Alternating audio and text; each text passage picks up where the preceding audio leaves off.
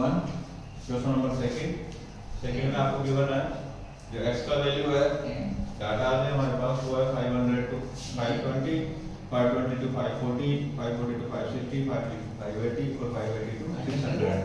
f वाले column में frequency given है इसका फ्रीक्वेंसी है 12 14 8 6 और 10 ये दो कॉलम हमको गिवन था क्वेश्चन में और टू कॉलम हमने बनाए जो कॉलम डायरेक्ट मेथड सोल्व कर रहे हैं इसको मीन फाइंड कर रहे हैं तो क्या फाइंड कर रहे हैं मीन बाय डायरेक्ट मेथड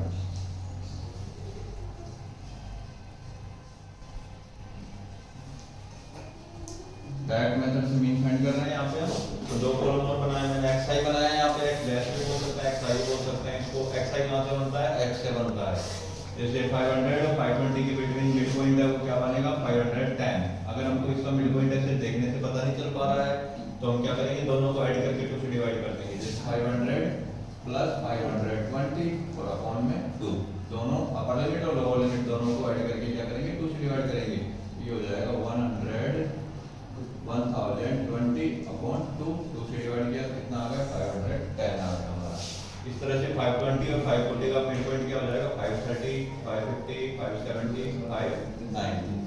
क्योंकि 20 का डिस्टेंस है 20 बढ़ाते जाएंगे राइट करते जाएंगे बढ़ाते जाएंगे राइट करते जाएंगे एक साइड वाला कॉलम बनेगा लास्ट कॉलम जो बनता है वो बनता है डायरेक्ट मेथड में क्या बनता है f मल्टीप्लाई xi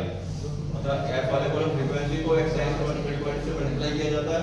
12 मल्टीप्लाई 510 करेंगे 6120 आया 14 को 530 से मल्टीप्लाई किया 7420 आया 8 को 550 से मल्टीप्लाई किया 4400 6 को 570 से मल्टीप्लाई किया 3420 एंड 10 को 590 से मल्टीप्लाई किया तो हमारे पास 5900 आ रहा है फिर क्या करना होता है इसके बाद टेबल कंप्लीट हो गया कि दो ही कॉलम और बनाने होते हैं उसके बाद ऐड करना होता है f वाला कॉलम ऐड करते हैं फिर इसको राइट करते हैं सिग्मा f मींस क्या होता है इसका टोटल किया हमने टोटल डिजिट का कितना आया 50 वैसे लास्ट वाले कॉलम का टोटल करना होता है ईच के थ्रू जहां पे हमको मीन फाइंड करना है चाहे डायरेक्ट से करो एज्यूम से करो या स्टेप डेविएशन किसी भी कॉलम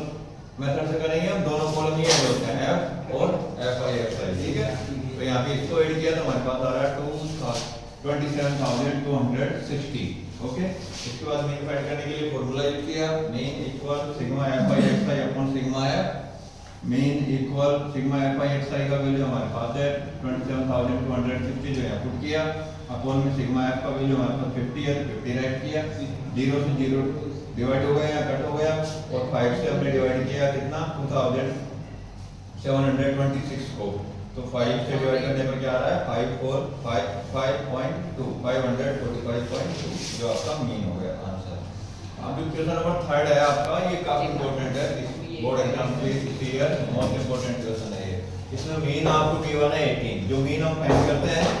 वो मीन हमको यहाँ पे गिवन है कितना गिवन है 18 और यहाँ पे जो f वाला कॉलम था उसमें से एक डिजिट गायब कर दिया एक फ्रीक्वेंसी गायब कर दी है वहां पे राइट कर दिया f कह रहा है f का वैल्यू बताइए क्या होगा हमको फाइंड करना है ये दो कॉलम हमको क्वेश्चन में गिवन है ऐसे ये हमने नहीं बनाया सेम उसी पैटर्न पे सोल्व करना है जैसे हमने फर्स्ट किया सेकंड किया xi बनाएंगे तो xi कहां से आता है x वाले कॉलम से आता है 11 और 12 का मिड पॉइंट क्या हो जाएगा 12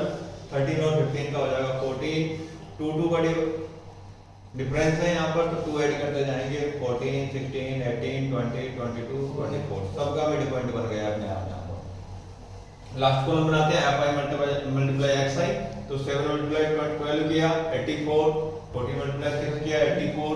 9 मल्टीप्लाई 16 किया 144 13 मल्टीप्लाई 18 किया 234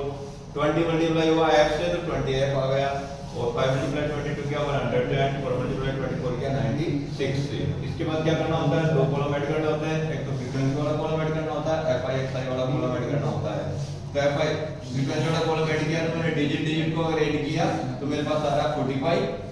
जो f था उसको मैंने प्लस करके राइट कर दिया ऐड करने के लिए प्लस लगाते हैं तो यहाँ मैंने प्लस लगा करके f राइट कर दिया तो ये हमारा टोटल एडिशन आ गया सिग्मा f किसका f वाले कॉलम का fi xi का एडिशन करना था यहाँ पे हमको टोटल करना था तो यहाँ पे जो डिजिट है सिर्फ उन्हीं को टोटल किया 20f को टोटल नहीं किया इसमें मैंने तो यहाँ पे देखो टोटल किया तो डिजिट का जो टोटल आ रहा है वो तो आ रहा है 752 प्लस 20f का टोटल नहीं किया था इसमें तो मैंने 20f को प्लस लगाकर राइट कर दिया प्लस 20f ये सिग्मा fi xi का वैल्यू आ गया फार्मूला राइट किया मैंने मीन का mean equal sigma F I x I upon sigma F back method के लिए यही फॉर्मूला होता है। वैल्यू पुट किया मीन के प्लेस पे, यहाँ पे राइट किया मैंने 18 बिकॉज़ मीन गिवन था हमको 18, तो 18 इक्वल आ गया। इक्वल के बाद सिग्मा एफ आई एक्स आई और एफ का वैल्यू पुट किया। एफ आई एक्स आई का वैल्यू 750 प्लस 20 एफ था और सिग्मा एफ का वैल्यू 44 प्लस एफ था, तो यहाँ से राइट किया।